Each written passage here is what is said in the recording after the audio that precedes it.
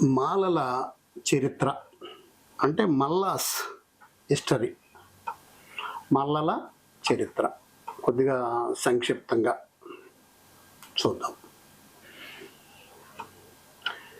మనోళ్ళు యుద్ధాలు చేసేటప్పుడు కథకులు రాసుకున్నారు. ఆ రోజుల్లో యుద్ధాలు వెళ్ళినప్పుడు మన కన్నమనీయుడు వీళ్ళు, అసలు కన్నమనీయుడు యొక్క వీరభైరవ ఖడ్గం అలా ఉంటే, అంటే అలా వీరభైరవ ఖడ్గం దగ్గర కానీ అలా జొన్నలు చల్లితే పేలాలేగాయంట.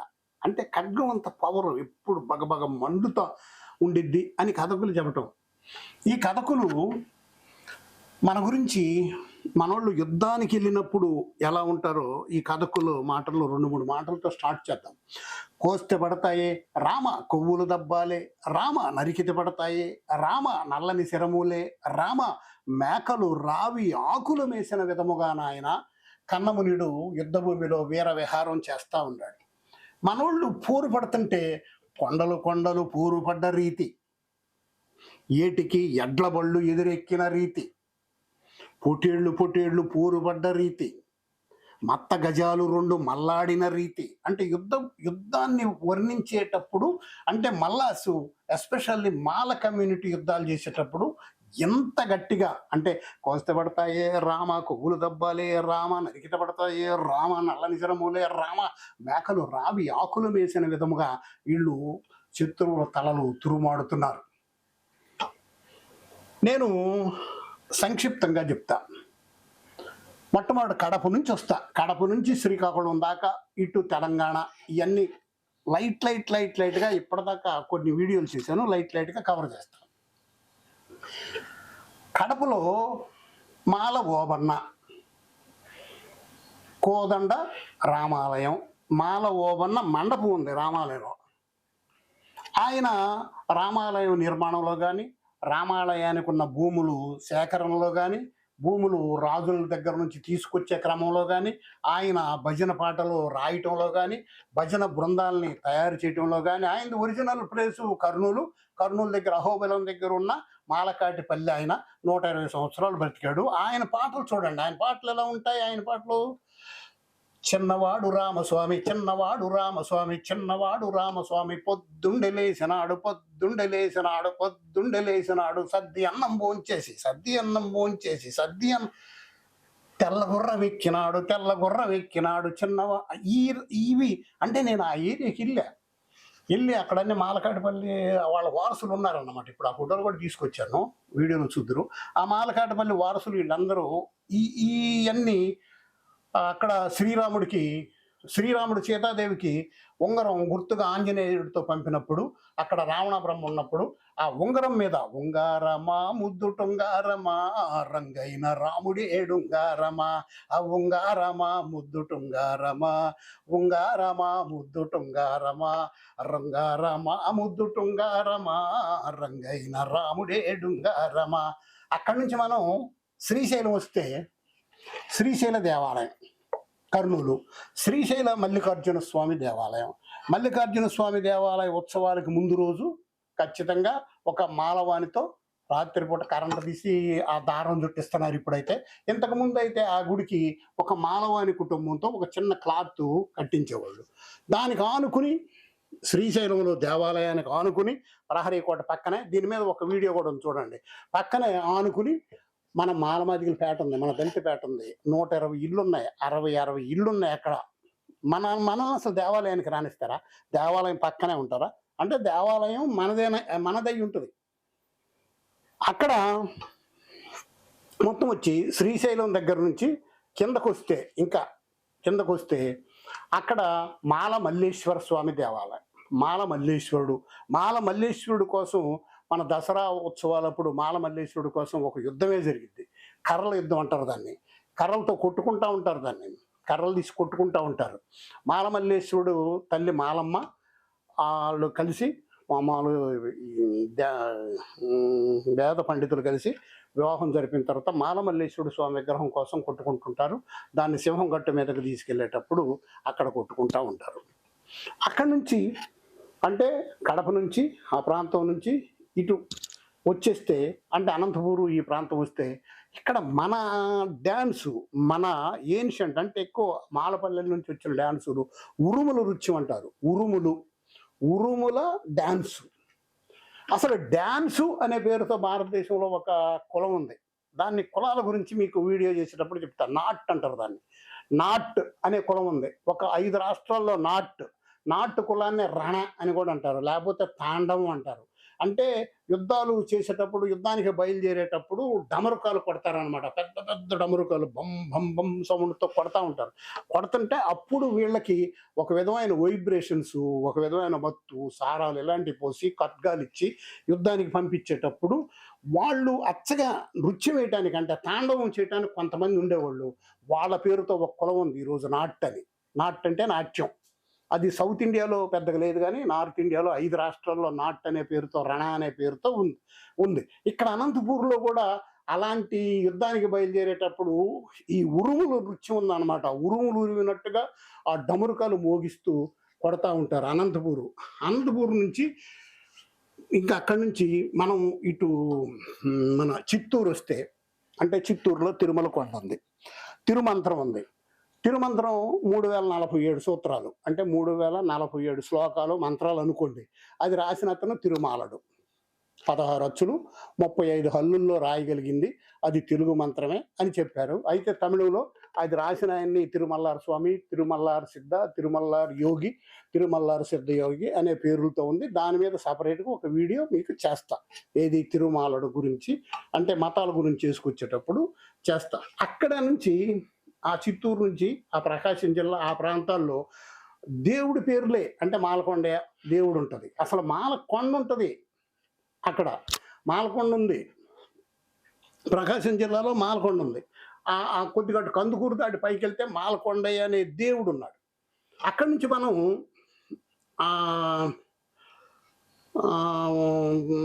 ప్రకాశము, నెల్లూరు ఈ ప్రాంతం వస్తే ఇక్కడ విచిత్రం ఉంది. అసలు ప్రకాశం, నెల్లూరులో కూడా మన రేస్ ఉంది. ప్రకాశం, నెల్లూరులో యుద్ధాలు చేశారు. అంటే నెల్లూరు సీమకి, కనిగిరి సీమకి యుద్ధాలు చేశారు. అంటే కాటమరాజుకి, మనుమసిద్ధికి యుద్ధం జరిగింది. కాటమరాజు సేనాపతి ఖడ్గతిక్కన. ఏవి తల్లి నిరుడు కురిసిన హిమ సమూహములు ఖడ్గతిక్కన కథన కాహల కహకహ ధ్వనులు ఎక్కడమ్మా అని శ్రీశ్రీ కూడా వాపోతూ ఉంటాడు. అంటే ఖడ్గతిక్కన గురించి ఆయనకి అంత ప్రేమ. అసలు ఖడ్గతిక్కన 3 సార్లు యుద్ధభూమి నుంచి పారిపోయాడు, 3 సార్లు యుద్ధభూమి నుంచి దూత్తంటే వెళ్ళిపోతున్నాడు, 3 సార్లు పరారైపోతున్నాడు. ఆయన ఉన్న సైనికుడు కూడా కాదు, ఆర్మీ చీఫ్, ఒక బ్రాహ్మణ సైన్యాధిపతి. 3 సార్లు యుద్ధభూమి గురించి పారిపోయే అతని గురించి 30 గ్రంథాలు రాశాడు, నాటకాలు రాశారు, నవళ్ళు రాశారు, చిన్న చిన్న ఖండికలు రాశారు, నాన్ టేల్స్ రాశారు. ఇలాంటివి కాకుండా కవితలు కూడా రాశారు కొంతమంది మహాకవులు. ఏవి తల్లి నిరుడు కురిసిన హిమ సమూహములు ఖడ్గతిక్కన కథన కాహల కహకహ ధ్వనులు ఎక్కడమ్మా అని రాశారు. ఇప్పుడు నేనేమంటానంటే, ఖడ్గతిక్కన యుద్ధభూమి నుంచి పారిపోతున్నాడు. ఖడ్గతిక్కన యుద్ధభూమి నుంచి ఒక అతను భయపెడుతున్నాడు, అంటే తరుగుతున్నాడు ఖడ్గం తీసుకుని. ఇద్దరు మన స్టేట్ వాళ్ళే, ఇద్దరు ఈ తెలుగు రాష్ట్రం వాళ్ళే, ఆంధ్ర వాళ్ళే. ఈయన గురించి రాసిన వాళ్ళు మరి ఈయన గురించి కూడా రాయాలిగా. వాడు యుద్ధభూమి నుంచి పారిపోయేవాడు గురించి అంత ప్రేమ ఎందుకు అంటే, ఆయన బ్రాహ్మణి కనుక. మరి తరిమేవాడెవడు? పేరునీడు ఎవరు? పట్టాకత్తె వీరుడు. పట్టాకత్తె వీరుడు అంటే ఏముంది గ్రంథాల్లో? మాలకన్య గర్భ సంజాతుడు, పట్టాకత్తె వీరుడు, ఒక్క ఉదుటన మధ్యమాను కోల్చగలిగిన ధీరుడు పేరునీడు అని ఉంది. ఆయన గురించి మనం బుక్కులు రాసుకోవాలిగా. అక్కడి నుంచి మనం అంటే ప్రకాశం, నెల్లూరు సీమ నుంచి మనం సపోజు కిందకి ఇది మన పల్నాడు వచ్చామనుకో, పల్నాటి యుద్ధం మాచర్ల వాళ్ళకి, వీళ్ళకి గురిజాల వాళ్ళకి.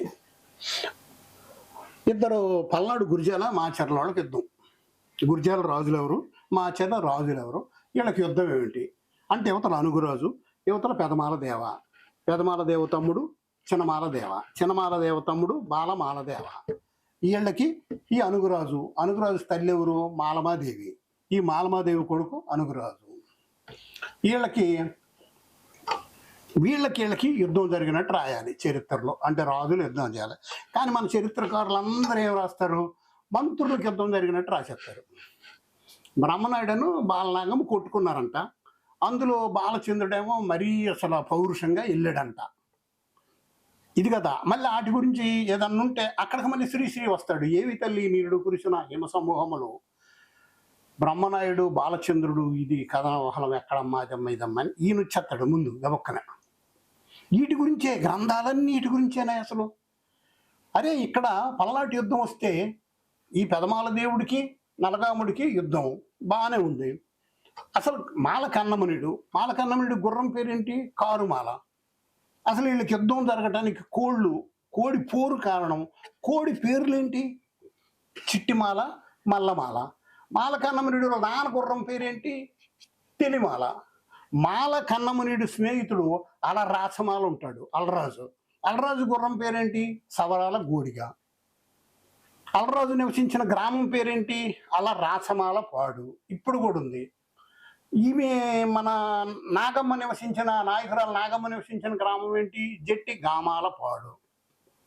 అంటే ఇది మొత్తం తీసేసి శుభ్రంగా ఏం తెలియకుండా చక్కగా రామనాయుడు, బాలచంద్రుడేమో గొర్రెపొట్టేలు వేసుకు తిరిగాడు అంటారు. గొర్రెపొట్టేలేమో యుద్ధ వాహనానికి పనికిరాదు కదా. గొర్రెపొట్టేలు ఎక్కడైనా యుద్ధ వాహనంగా పనికొచ్చిద్దా?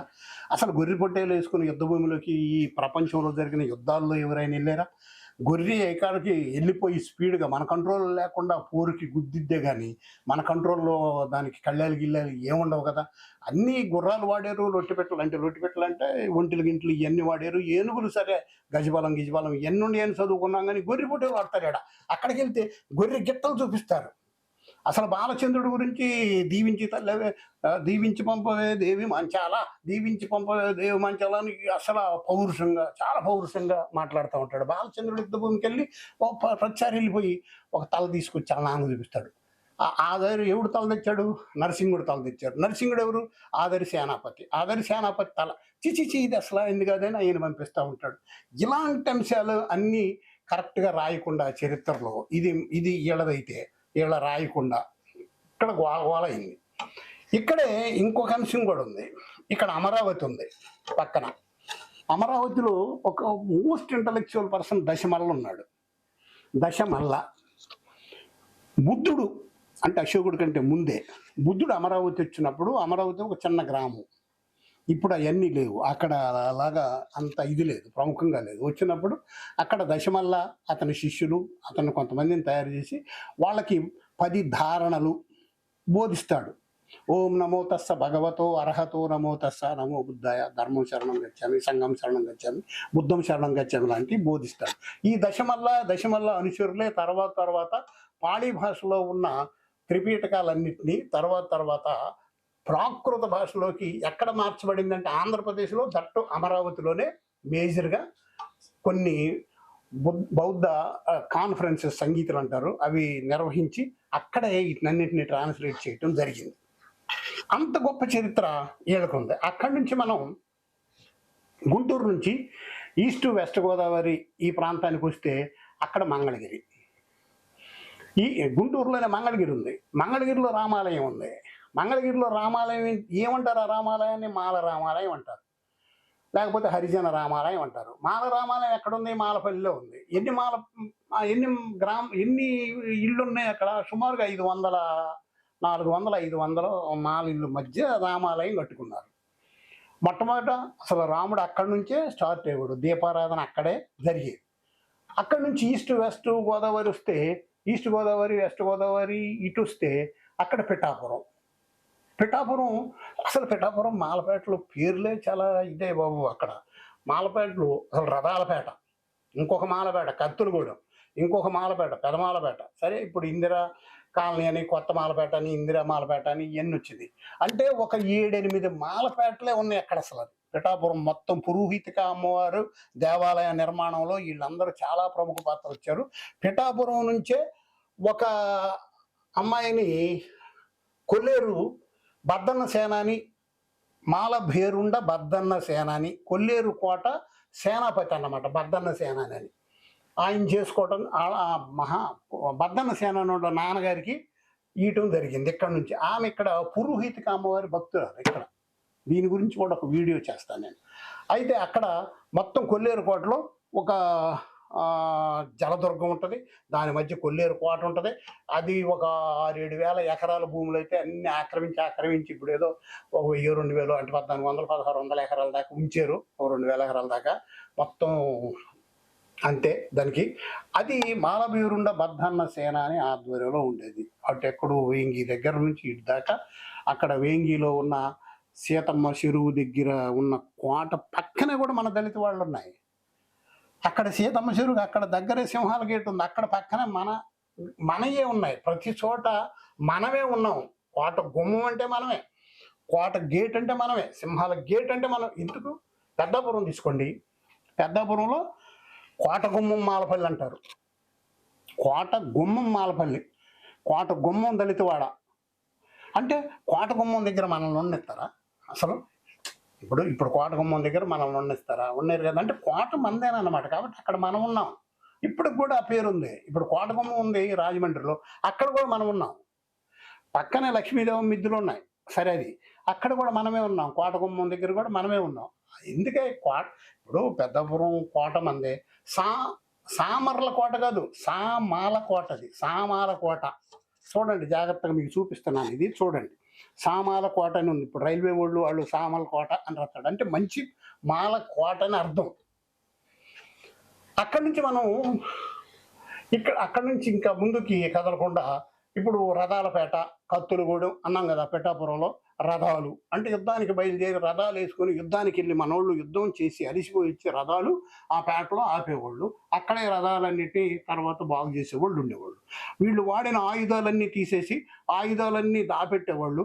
ఆయుధాలన్నింటినీ మళ్ళీ నెక్స్ట్ యుద్ధానికి తయారు చేయడానికి వీలుగా పెట్టేవాళ్ళు. ఆయుధాలు making and maintenance of the weapons. అసలు హిందీలో అయితే దాన్ని సిక్లీ ఘర్ అంటారు. అసలు సిక్లీ ఘర్ అనే పేరుతో భారతదేశంలో క్యాస్ట్ ఉంది, తెలుసు మీకు. 10 రాష్ట్రాల్లో సిక్లీ ఘర్ అనే పేరుతో ఉన్నాయి. అవి నెక్స్ట్ మీకు వస్తాయి. సిక్లీ ఘర్ అంటే ఏంటి? Maintenance, making of the weapons అన్నమాట. తయారు చేసేది మనమే, దాపెట్టేది మనమే, యుద్ధం చేసేది మనమే, ఆయుధాలు ఇచ్చేది మనమే. దాన్ని సిక్లీ ఘర్ అంటారు. సిక్లీ ఘర్ గురించి, బాజీఘర్ గురించి, రాణీఘర్ గురించి, రాజ్ఘర్ గురించి, వీటన్నిటి గురించి, మోచిఘర్ గురించి, వీటన్నిటి గురించి మీకు తర్వాత వీడియోలో నేను చెప్తా. అక్కడి నుండి కాకినాడ తీసుకుంటే, కాకినాడలో రేచర్లపేట ఉంది. ఇక్కడ చీరాల దగ్గర పేరేచర్ల, చీరాల, రేచర్ల. పల్నాడులో రేచర్ల, మన గోత్రం రేచర్ల. వెలుగోటి వంశం నెల్లూరు నుంచి వచ్చి ఇక్కడ విజయనగరం దగ్గర బొబ్బిలి కోటను స్థాపించడం జరిగింది. రేచర్ల గోత్రమే చాలా విచిత్రమే. మాలల రేచర్ల గోత్రం చెప్తా మీకు. అంటే రేచర్ల గోత్రం మాలలకు ఉంది, రేచర్ల గోత్రం సౌదరులకు ఉంది, రేచర్ల గోత్రం రెడ్డిస్కు ఉంది, రేచర్ల గోత్రం వేలమలకు ఉంది. మాలల దశలో ఓన్లీ రేచర్ల గోత్రమే. ఒకనాడు అంటే వెలుగోటి వంశ చరిత్ర కానీ, రెడ్డి సంచిక బుక్కులు కానీ మీరు చదివితే, నేను కూడా గ్రంథాలు రాశాను వాటి మీద, పల్నాటి వీర చరిత్రలో ఎవిడెన్స్లు ఇచ్చాను. అవన్నీ మీరు చదివితే అక్కడ రేచర్ల గోత్రం ఉంటుంది. ఒకనాడు రేచర్ల గోత్రం గురించి ఉంటుంది. ఒకనాడు చెవిరెడ్డి ఒక మాలవారు కలిసి భూమిని దున్నుచుండగా కొంత ధనము దొరికెను.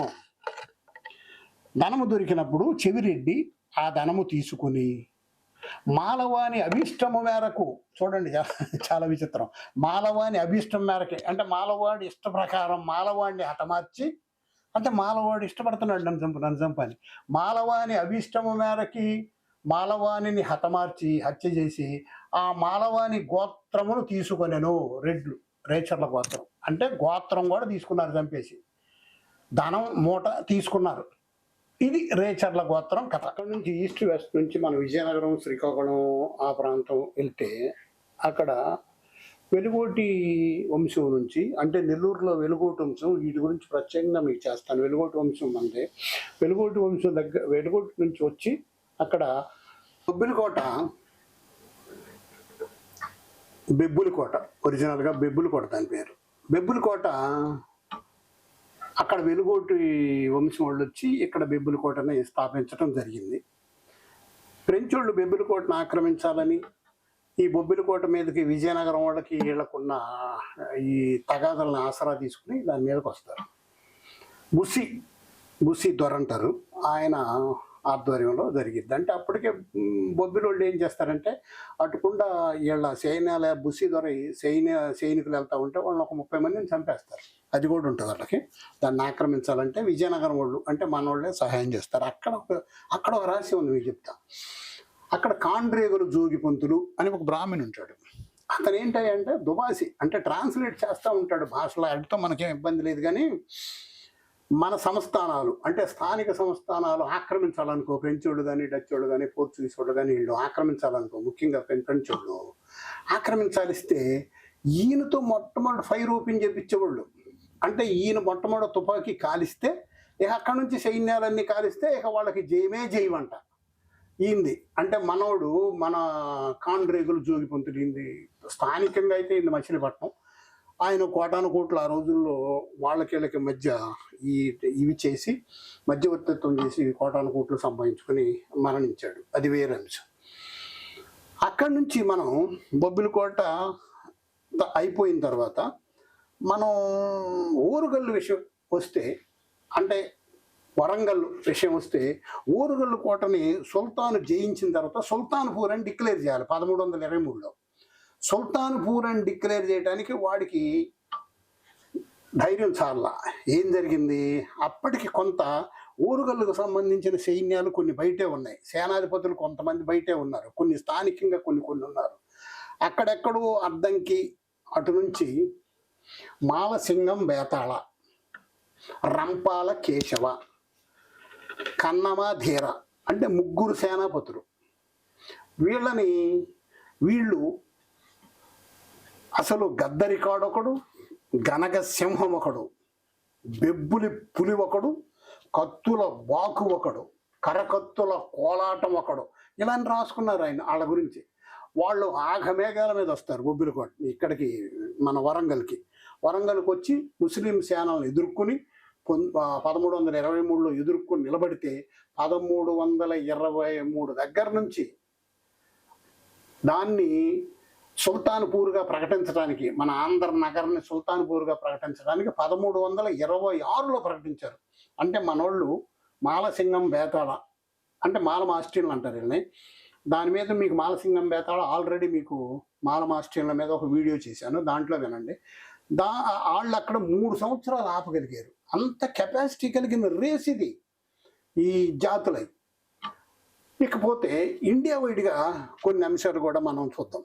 మనకు అనేక బిరుదులు ఉన్నాయి, మన గొప్ప బిరుదులు ఉన్నాయి. అసలు రాజులకి, వీళ్ళకి, సేనాపతులకి, వీళ్ళకి జగదేకమాల, భూలోకమాల, భువనైకమాల, యుద్ధమాల, అవహమాల, సిరిమాల, పెరిమాల, ఉరుమాల, సింహమాల, తేజోమాల, కేతుమాల, ఇలా చెప్పుకుంటా వెళ్ళిపోతే అనేక బిరుదులు ఉన్నాయి.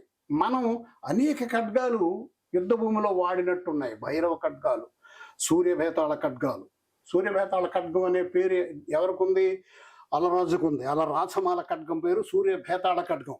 పట్టా కత్తులు, పచ్చల బిడిబాకులు, అడ్డకత్తులు, మిరుపు కత్తులు, కనప కత్తులు, కొంగవాళ్ళ కత్తులు, పొగడ కత్తులు, వన్ని చిన్నెల సురికత్తులు, చేకత్తులు, కటారులు, ఈటులు, బాగులు, బల్లాలు, సొరకత్తులు, బిరుసు చక్రములు, బాగు జంబారములు, సింహల పంజులు, వాడిగల గురుగులు, గండ్రగొడ్డలు, గచ్చుటెరుగులు, ఇలా రకరకాల ఖడ్గాలు యుద్ధ భూమిలో వాడిన రేసు ఈ మల్ల రేసు అనేక బుక్స్ రాశారు వీళ్ళు. తిరువల్లువార్, దక్షిణ భారతదేశంలో తిరువల్లువార్, తమిళ ఎపిక్ ఒకటి రాశాడు తిరుక్కురలని. తిరువల్లువార్ అంటే ఎవరు? అప్పుడు మహర్షి, ఇప్పుడెవరు? Scheduled caste. తమిళనాడు, కర్ణాటకలో తిరువల్లువార్ అనే పేరుతో షెడ్యూల్డ్ క్యాస్ట్ ఉంది. బృహత్ కథ ఎవరు రాశారు? మాలవానుడు రాశాడు. ఆయన పెన్ను పేరేంటి? గుణాఢ్యుడు. కామసూత్రాలు ఎవరు రాశారు? మల్లనాగ రాశాడు. మల్లనాగ యొక్క పెన్ను నేమేంటి? వాత్సాయన. మల్లనాగ వాత్సాయన. రామాయణం ఎవరు రాశారు? వాల్మీకి రాశాడు. అప్పట్లో 24,000 అయ్యి శ్లోకాలు, ఇప్పటికి లక్షలు అయిపోయినాయి. ఎవరు రాశారు? వాల్మీకి రాశారు. 10 రాష్ట్రాల్లో వాల్మీకి అనే పేరుతో ఎస్సీ క్యాస్ట్ ఉంది. ఆముక్తమాల్యద, కృష్ణనాగరాయ, శ్రీకృష్ణదేవరాయ అంటారు, కృష్ణనాగరాయ. అందులో హీరో ఎవరు? మాల దాసరి హీరో. ఇట్లా రాజ్యాంగం ఎవరు రాశారు? ఇట్లా పోతే భారతదేశానికి ఒక పక్క వారియర్స్గా కానీ, ఒక పక్క ఇంటలెక్చువల్స్గా కానీ, ఒక పక్క భైరవ ఖడ్గాలు ఈ వాడినోళ్ళు కానీ, వీళ్ళంతా కూడా ఈ జాతులే, అంటే మల్ల జాతులే, మల్ల races. In the course of time races were converted, races were transformed into cats అన్నమాట. ఇండియాలో రేసెస్ ఈ కాలక్రమంలో పరిణామ క్రమంలో మెయిన్ జాతులే. ఆ రోజుల్లో పాలకులుగా, పరిపాలకులుగా, రాజన్యులుగా పిలువబడిన వీళ్ళే నేడు దయనీయంగా దుర్భర స్థితుల్లో వీళ్ళు ఉన్నారు. ఆ తర్వాత వీళ్ళు ఎప్పుడో క్రీస్తుకు పూర్వం, మల్లాసు క్రీస్తుకు పూర్వం, క్రీస్తు పుట్టల, అశోకుడు పుట్టల, అలెగ్జాండర్ కూడా పుట్టల, ఎవ్వరు లేరు. ఆ రోజుల్లోనే భారతదేశంలో తక్షశిల అనే యూనివర్సిటీని వీళ్ళు ఎస్టాబ్లిష్ చేశారు. తక్షశిల, తక్షక నాగ అనే most intellectual, most dynamic person చనిపోయిన తర్వాత ఆయన పేరుతో తక్షశిల అనే యూనివర్సిటీని ఎస్టాబ్లిష్ చేసింది పురుషోత్తముని యొక్క పూర్వీకులు. పురుషోత్తముని యొక్క పూర్వీకులు నహూషమల్ల అక్కడ జీలమ నది ఒడ్డున ఉన్న చోట అవతల గాంధారి క్యాపిటల్కి దగ్గరలో, గాంధారిని నేడు కాందహార్ అంటున్నారు, దగ్గరలో మన మల్లస్థాన్ అనే చోట వీళ్ళు ఎస్టాబ్లిష్ చేయడం జరిగింది. ఇప్పుడు ఈ మల్లస్థానే నేడు ముల్తాన్ అంటున్నారు, ముల్తాన్ అన్నారు. అంటే భారతదేశానికి బట్టలు కట్టుకోవటం తెలియనప్పుడు, అసలు అప్పుడు సోక్రటీసులు లేరు, అప్పుడు రోములు లేరు, ఏమి లేరు. ఆ రోజుల్లో మహా అయితే అక్కడెక్కడో ఇది ఫరో చక్రవర్తులు అక్కడెక్కడో ఈజిప్ట్లో సమాధులు కట్టుకుంటున్నారు, పిరమిడ్లని, అంతే. మనం అప్పుడు యూనివర్సిటీ స్థాయి మనది ఎడ్యుకేషను అసలు చిన్న చిన్న స్కూళ్ళు, కళాశాలలు దాటి విశ్వవిద్యాలయ స్థాయికి వెళ్ళిపోయింది. అప్పటికే మన ఎడ్యుకేషన్ అన్నమాట.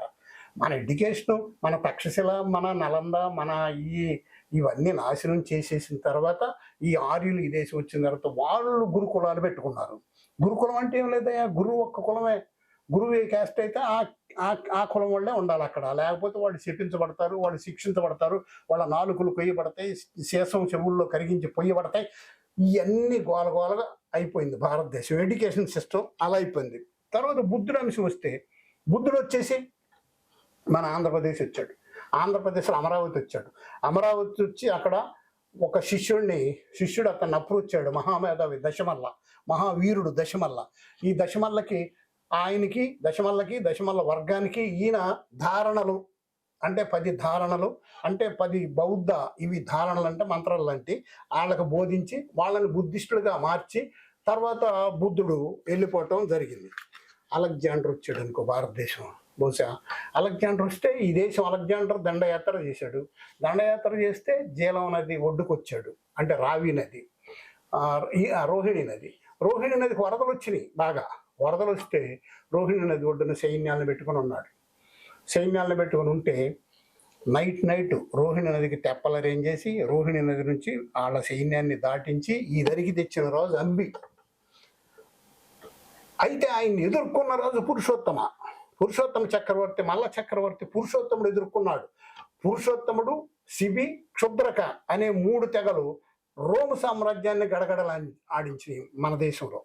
వాళ్ళు వెళ్తా ఒక 5,000 మంది 10,000 మందిని ఇక్కడ పెట్టి సెల్యూకస్ నికటార్ ఆధ్వర్యంలో ఇక్కడ పెట్టి కొన్నాళ్ళ తర్వాత ఖాళీ చేసి వెళ్ళిపోయారు. ప్రపంచాన్ని జయించాలని బయలుదేరిన అతనికి ఇండియా వచ్చేసరికి తిరుగుముఖం పట్టించింది మల్ల రేసెస్, శిబి రేసెస్, క్షుద్రక రేసెస్. ఈ 3 రేసులు కలిసి ఆయన్ని వెనక్కి పంపటం జరిగింది. మనం మౌర్య సామ్రాజ్యం, మౌరి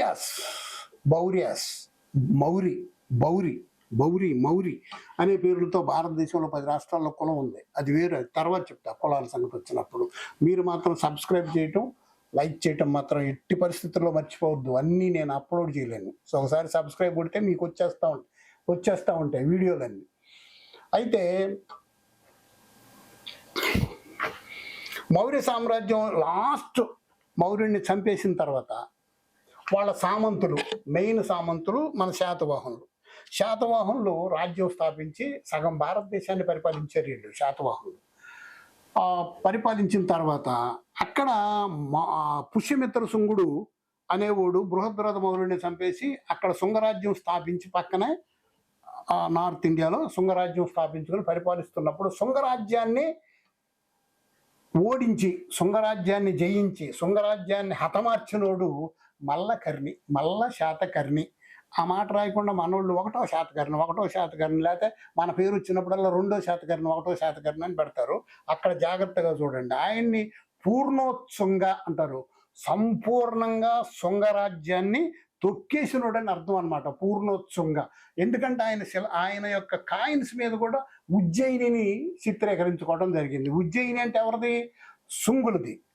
వాళ్ళ యొక్క క్యాపిటల్ ఈయన కాయిన్ మీద వేసుకున్నాడు. అంటే పుష్యమిత్ర శుంగుడు వీళ్ళ కాయిన్స్ మీద వేసుకున్నాడు. అంటే వీళ్ళు అతన్ని హతమార్చి మొత్తాన్ని మళ్ళీ వీళ్ళ కంట్రోల్కి తీసుకున్నారు. వీళ్ళు ఈ డైనాసిటీ ఎవరు ఏంటి అనేది ఆంధ్ర చరిత్ర చెప్పేటప్పుడు అది మనం చెప్పుకుందాం. గ్రంథాల్లో మనమే, ఖడ్గాలు వారియర్స్ మనమే, ప్రజాపతులు మనమే, రాజన్యులు మనమే, భీమ్ కోరుగాం లాంటి మొన్న జరిగిన యుద్ధాల్లో 500 మంది సైనికులు, పేష్వా సైన్యాలు 25 మందిని హతమార్చిన వాళ్ళు వీళ్ళే. ఈ రోజుకు కూడా మహర్ రెజిమెంటు భారతదేశంలో ఉంది. అంటే మన పేరుతో ఉంది. ఆనాడు వ్యాపారాలు చేసింది మనమే. మనం ఫనులు అంటారు. ఫని అంటే పామ్ అన్నమాట. అంటే ఇంటర్నేషనల్ మార్కెట్ని అంతర్జాతీయ విఫని అంటారు కదా. శిశురువేత్తి పసురువేత్తి వేతిగాణ రసం పనిహ. ఫని అంటే నాగా రేసెస్, మల్ల నాగాస్ చేసే వ్యాపార సంస్థల్ని పనులు అంటారు. అంటే ధనికులు మనమే, పరిపాలకులు మనమే, మేధావులు మనమే, అన్నీ మనమే. ఈరోజు దుర్భర స్థితిలో కూటికి గూడుకి గుడ్డకి లేక అన్ని మతాల వారికి అంటరాని వారిగా ఉంటూ అన్టచబుల్స్ ఫర్ ఆల్ రిలీజియన్స్ అంటుంటాడు Babasaheb. Untouchables for all religions, అన్ని మతాలకి అంటరాని వాళ్ళమే. కాకపోతే మనం కానీ చరిత్ర తెలుసుకోకపోతే, చరిత్ర అంటే ఏం లేదా? చరిత్ర అంటే ఏదో అశోకుడు, లేకపోతే అలెగ్జాండరు, లేకపోతే ఇవన్నీ కాదు. చరిత్ర అంటే మీ నాన్నగారే, చరిత్ర అంటే మీ తాతగారే, చరిత్ర అంటే మీ ముత్తాత నిన్న మొన్నటి దాకా 12వ శతాబ్దంలో దాకా మీ ముత్తాతలు ఈ దేశాన్ని పాలించి, ఈ దేశానికి దానాలు ఇచ్చి, ఈ దేశ దేవాలయాలకి దానాలు ఇచ్చి, ఈ దేశానికి అగ్రహారాలకి దానాలు ఇచ్చి, ఇది మొత్తం ఏమీ లేకుండా ఇప్పుడు దుర్భర పరిస్థితితో దయనీయంగా చదువు లేక, కూడు లేక, గూడు లేక, గుడ్డ లేక ఇలా దయనీయంగా ఉన్న జాతి, అన్టచబుల్ ర్యాస్గా పిలువబడుతున్న ఈ జాతి ముందుకు రావాలంటే ఏంటి? ఖచ్చితంగా చదువుకోవాలి. ఖచ్చితంగా వ్యాపారాలు చేయాలి. చిన్న చిన్న వ్యాపారాలే చేయాలి. ప్రతి పేటల దగ్గర చిన్న వ్యాపారాలు, ప్రతి పేటల దగ్గర చిన్న చికెన్ కొట్లు, మటన్ కొట్లు ఇలాంటివన్నీ మనయే ఉండాలి. చిన్న టీ స్టాల్ ఇలాంటివి మనయే ఉండాలి. చిన్న కిరాణా కొట్లు, చిన్న కూరగాయల కొట్లతో మొదలు పెట్టండి. చిన్న హాకర్స్గా బళ్ళు మీద ఇవి అమ్ముకుంటా మనం మొదలు పెట్టాలి. వ్యాపారం చేస్తేనే మన దగ్గర మనీ ఉంటుంది. వ్యాపారం చేస్తేనే మనం పొలిటికల్ పవర్గా, రాజకీయ శక్తిగా రాణించగలుగుతాం. రాజకీయ శక్తిగా రాణించగలిగితే అప్పుడు గిట్టాలు అమలు జరిపిన చట్టాలు కూడా మనకు అనుకూలంగా ఉంటాయి. ఈ అత్యాచారాలు, అరాచకాలు అన్నీ పోయి మన హక్కులు మనం సాధించుకోగలుగుతాం. జై భీమ్, జై Bharat. History, they cannot make history who forget history. They cannot make history who forget history. Baba Saheb Ambedkar. Jai Bhim, Jai Bharat.